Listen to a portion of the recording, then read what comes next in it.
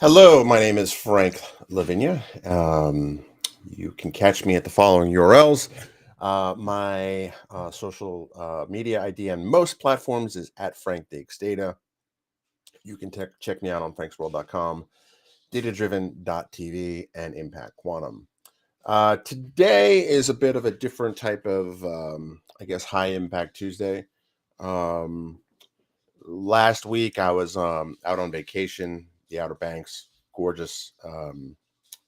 Gorgeous time, awesome time. I disconnected. I think I streamed once. I had hoped to stream a couple of times, but as we were packing up from the beach house rental, um, someone, a former colleague of mine, Lindsay, had texted me and said, "I'm so sorry to hear about Kim." And I was like, "What?"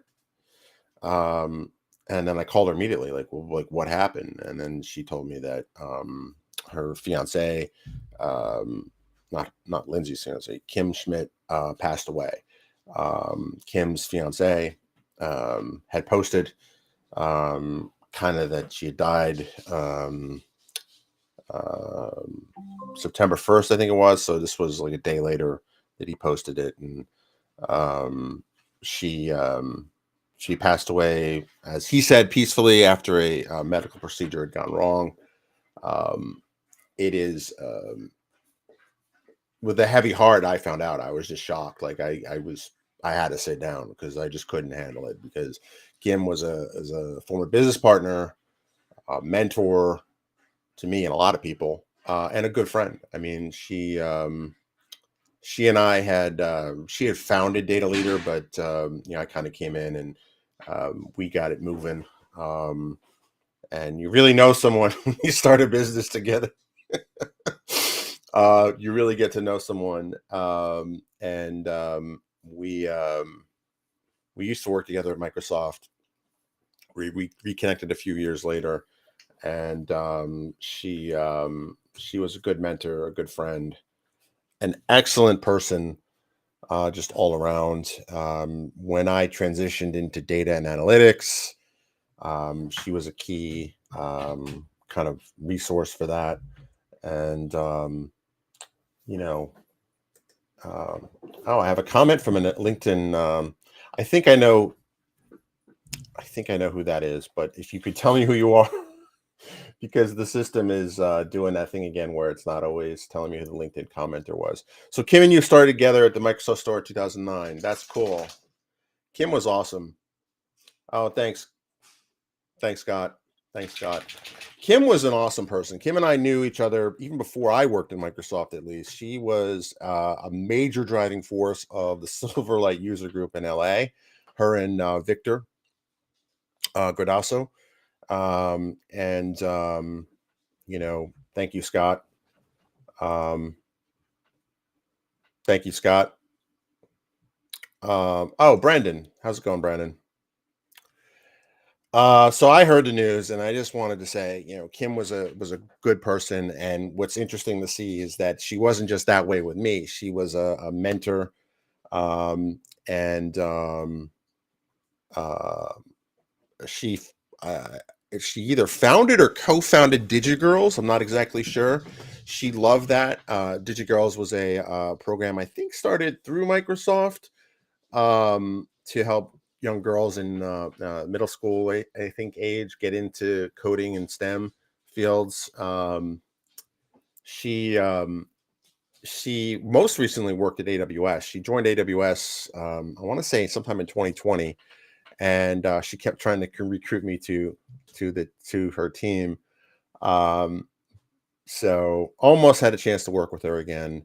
Um, she was almost on the podcast a couple of times, which is sad because she never will be. It's just hard to put my head around, like, because Kim was just so vibrant, so full of life. Like, it's just unreal that she passed away. Now I know we all die, we all live, we all die, but someone so full of life like her, I mean, she was Kim Possible, right? That was kind of her nickname, right? Or Unbreakable Kimmy Schmidt was kind of kind of that show was definitely aptly named.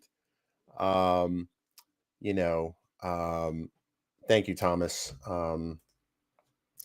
Yeah, I think you're right. Like, great opportunity to amplify her endeavors and make a world a better place. I think I don't know what exactly I'm going to do to carry on Kim's legacy, in the way that I can. But I like that idea. I like that thought. She definitely was a big influence on me. She was, one of those natural born evangelists. That's how I. Thank you, Harvey. Um, she was definitely a naturally born evangelist. Um,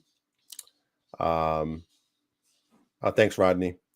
Yeah, the interesting thing is, like, as soon as you say her name, like, people everywhere know her or knew her. Like, it's just crazy. Like, she just had this outsized impact, And I said somewhere, I don't remember where it was, when I kind of, this is the second time I had to do a eulogy on a live stream on the podcast, and it doesn't get easier. It might actually get harder. And Kim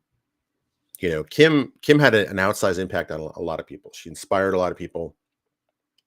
She wrote. She was in the middle of writing a book, which sadly, if it does get published, will be posthumously. But she would.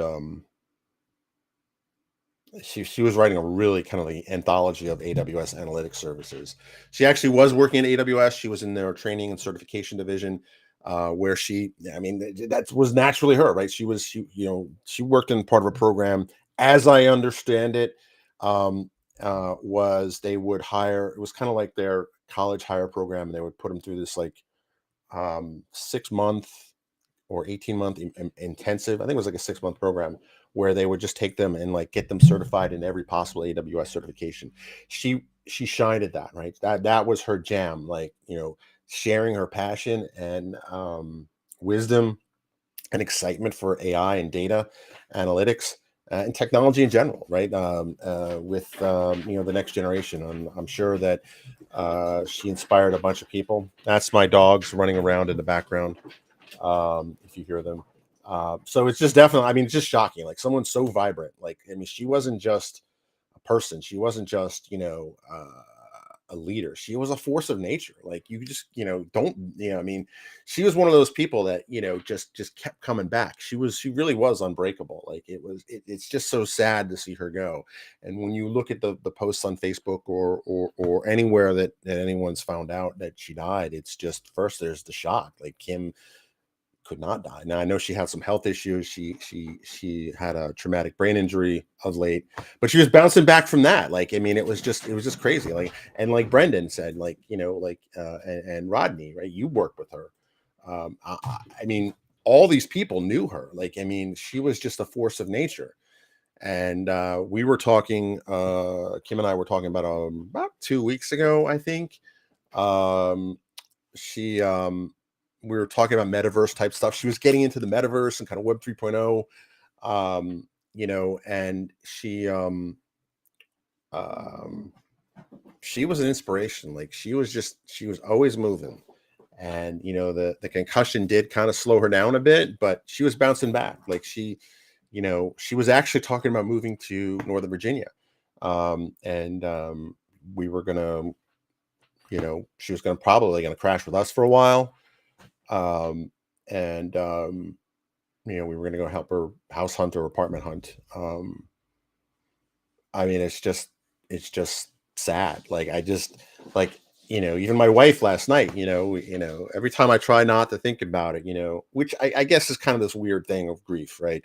Um, when my wife was, you know, she pulled out her wallet 'cause she was going to go into the store and stuff, get some back to school supplies, and she's like, "This makes me sad," and I'm like, "What are you talking about?" Because this was the wallet Kim told me to buy, or it's just like, it's just it's just hurts, like, and she, thank you, Hannah. See, all these people that I didn't know, like, I don't know her, right? And a lot of us from the old DPE or evangelism team at Microsoft, we're all pretty tightly knit. And Kim was, if she wasn't the original member of that, she was the one that really kind of took it off. She was based in SoCal, I think. Yeah, she was based in SoCal. Then she was in Vegas. Every time I went to Vegas for work, we'd meet up. Um, and It's just so sad. I mean, it's just like, and I don't want to make this a sad thing, right?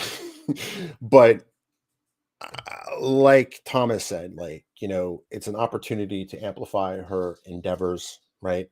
Um, and um, you know, Amplify her endeavors and carry on her mission of being excited about technology and inspiring the next generation of people with that. And I know that was something that she was very passionate about. She was a huge player in the Silverlight space, and in the, I guess, late 2000s. And she became a huge player in analytics. She was constantly reinventing herself, and I was trying to get her into quantum computing. She was trying to get me into Web 3.0 and kind of the metaverse. Um, she was super excited when found out I got an Oculus. Um, and It's just, her legacy will live on in all the lives that she touched, all the people that she inspired, all the messaging that she did, like the writing. She did courses for O'Reilly. She has courses on Pluralsight. Um, you know, Her legacy will live on. And I like the positive message of, Kim left the world a better place than she found it. And I take that on as a challenge, personally, because that's what Kim would do, right? Like, what WWKD, what would Kim do, right? I remember when she was interviewing for AWS, and you know, I was helping her set up her video setup and stuff like that. And I have a lot of good memories with Kim. Kim and I would hang out in Vegas when she lived in Vegas. Whenever I was flying out there, Microsoft loves throwing internal events out in Vegas, so it was always awesome. Obviously, the pandemic, I haven't barely left the DC area. Um, um, haven't left the East Coast now in a couple of years. Um, it is it's a heavy heart. Like, it's one of those things where, this year has been particularly rough. My mom passed away. My uncle passed away. Two dogs have passed away. One of my wife's coworkers passed away. It's been a tough it's been a tough 12 months. I mean, I'm not gonna lie. Um, I was looking forward to living in the same region as Kim, because she would just bring this energy around her that when you were in her presence, like, even if it was virtual, like, you just felt better after talking to Kim. And I know she inspired a lot of women in technology. Um, you know, uh, the world is a better place because Kim was in it, and I think that is the um, best epitaph I think anyone can strive for.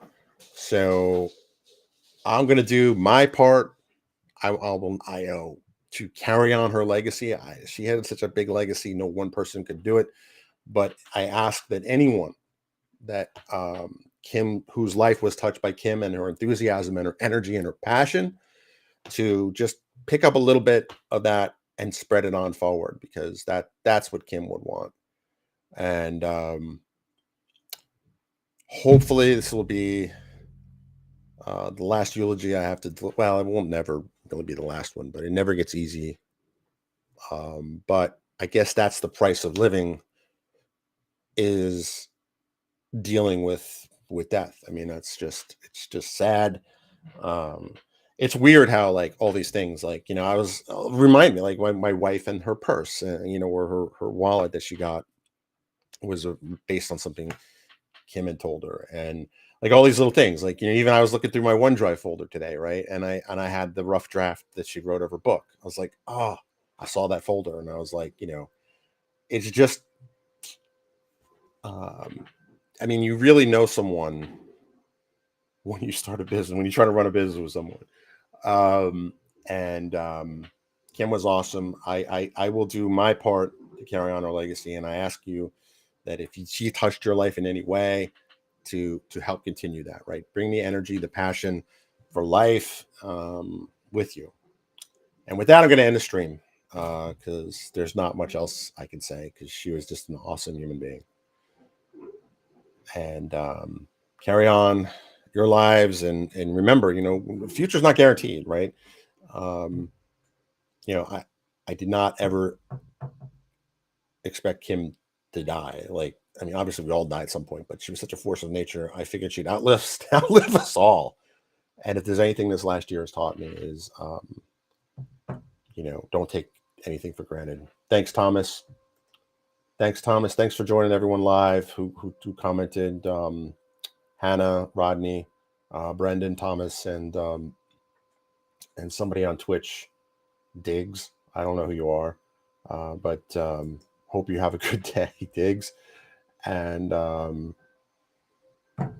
that's all I got. Thanks for tuning in, and again, make the most of every day because you never know. I mean, you just never know. Tell the people you love that you love them, and have that extra cup of coffee. I don't know. All right, have a good one.